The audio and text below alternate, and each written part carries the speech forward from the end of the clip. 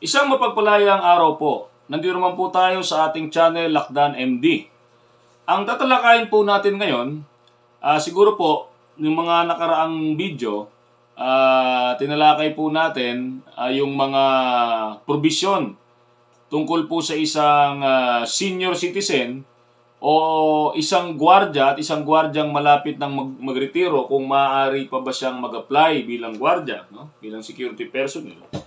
Ngayon naman po, ang tatalakayin po natin ay ano ba yung isa sa mga yung matinding dahilan, no, kung bakit may mga security agency o kahit mga kumpanya, no, mga establishment na ayaw ng, let's say, may mga nag-a-apply, no, especially mga security personnel, kasi ito sila po yung mga nakakausap natin, no. Bakit ba, ano ba yung matinding dahilan? Bakit pag nag-a-apply sila, let's say itong mga security personnel, mga aplikante na, let's say, mga 55, 56, no, years old na, no, ibig sabihin malapit na magretiro, kung bakit may mga security agency na ayaw nang silang tanggapin, no, at nahihirapan na rin mag-apply itong mga ito. Basically, isa sa mabigat sigurong dahilan, no? Kasi may mga nakakausap tayo na kaya raw sila hindi tinanggap dahil ilang taon na lang daw ay magre-retiro na sila, no?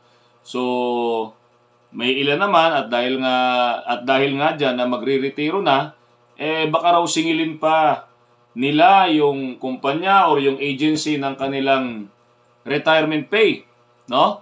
So ngayon po, tingin ko po merong misconception sa bagay po na ito, no? Ito po yung lilinawin natin ngayon. Kasi unang-una, yung kung paano po natin ito lilinawin, ito po ay nakabase doon sa Republic Act number 7641, no? Na ipinasa ng 9 Congress noong December 9, 1992. Ang batas po na ito ay naglalayong amyendahan o inaamyendahan po ng batas na ito yung provision ng Article 287, no, ng Presidential Decree number 442 o yung tinatawag na Labor Code of the Philippines. Yan po ay may kinalaman doon sa retirement provision ng isang employee sa pribadong sektor. Okay? So ito po ay RA 7641. Ang kumpletong pangalan po ng batas na ito ay An Act Amending Article 287 of Presidential Decree number 442 as amended, otherwise known as the Labor Code of the Philippines, by providing for retirement pay to qualified private sector employees in the absence of any retirement plan in the establishment.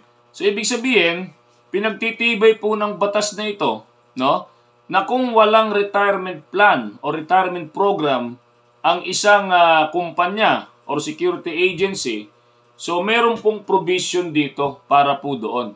So marahil ito yung pinakamatinding dahilan kung bakit yung mga malapit ng magretiro, let's say nasa edad 55, 56, 57, mag-a-apply bilang security personnel, ayaw nang tanggapin ng mga security agency, no? So lilinawin po natin 'yan. So hindi po ganoon ang isinasaad ng batas na ito, no?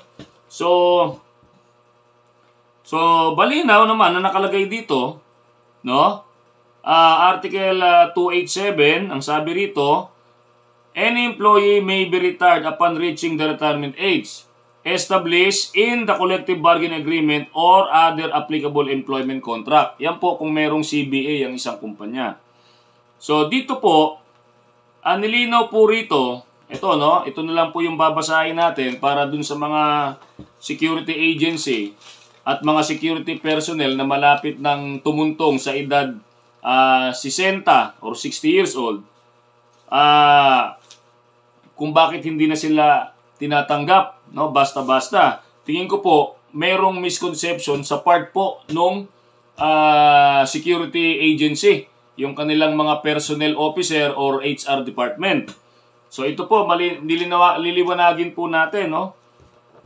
In the absence of a retirement plan or agreement providing for retirement benefits of employees in the establishment, an employee upon reaching the age of 60 years or more, but not beyond 65 years, which is hereby declared the compulsory retirement age, who has served at least 5 years in the said establishment, may retire and shall be entitled to retirement pay equivalent to at least 1/2 month's salary for every year of service, a fraction of at least 6 months being considered as 1 whole year. So maliwanag po, no? Let's say may nag-apply po na security personnel, aplikante, edad 56.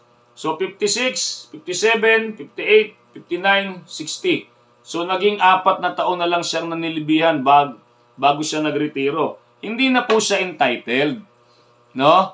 Hindi na siya entitled sa retirement plan kung meron man. Kasi dito kung wala daw, ang sinasabi rito, ang magiging retirement plan nito o retirement pay, one half month salary o half month salary for every year of service, no? O let's say, yun yung sinasabi, pero dapat nanilbihan siya ng at least 5 years. Eh kung nag-apply ka 56 years old, o di pagdating mo ng 60, di 4 na taon ka lang nanilbihan. So hindi ka po entitled. So sa mga security agency po, yung inyong mga personnel department o recruitment officer, eh dapat nililinaw po, dapat alam po ninyo ito kasi may mga security personnel na let's say malapit nang magretiro, nasa 56 ang edad pataas, eh kung malalakas pa naman, bakit hindi natin pagbigyan ng pagkakataon na makapagtrabaho pa? Total, liliwanagin lang naman natin sa kanila yung provision ng batas na ito na kung sakali ay hindi na sila entitled sa isang retirement pay, no, o retirement benefits. Kasi nga, nililinaw ng batas na ito na bago ka na para maging entitled ka, dapat, no, nanilbihan ka ng at least 5 years bago ka magretiro sa isang kumpanya. So maliwanag po 'yan. No, kaya po kung pumasok po nag-apply sila 56, nag-apply o 56, 57, 58, 59, 60. O nagretiro sila 60. Eh 4 na taon lang nanilbihan, hindi na po sila entitled sa retirement benefits o retirement pay. Di ba? So 56, 57, nag-apply ng kasi gusto pa namang kumita, di ba?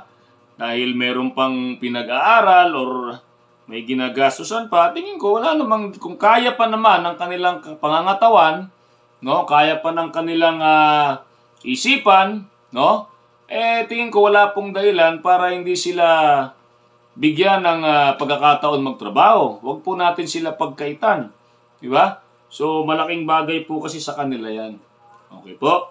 So of course, depende na rin doon sa paglalagyan nating pwesto sa kanila. Wala namang problema kung talagang nilinaw nga natin dun sa mga nakaraang video. Kung talagang innate na qualification dyan sa isang pwesto, yung edad, may mga nilinaw din naman yung batas dyan. No? Pero sinasabi po natin dito, hindi po pwedeng maging dahilan na kaya hindi natin tinanggap yung isang 56, 57, or 58 years old na kaya pa naman magtrabaho, hindi po dapat maging dahilan na kaya natin sila hindi tinanggap dahil baka magpabayad pa sila ng retirement pay o baka mag-claim pa sila ng retirement pay sa inyong mga agency o sa inyong mga kumpanya. Hindi po ganon ang sinasabi ng batas. Kaya nga po mahalagang malaman nyo ang nilalaman, no, ng Republic Act 7641.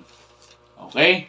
So, muli, yan lang po. Maraming salamat. Stay safe, be alert, and be aware.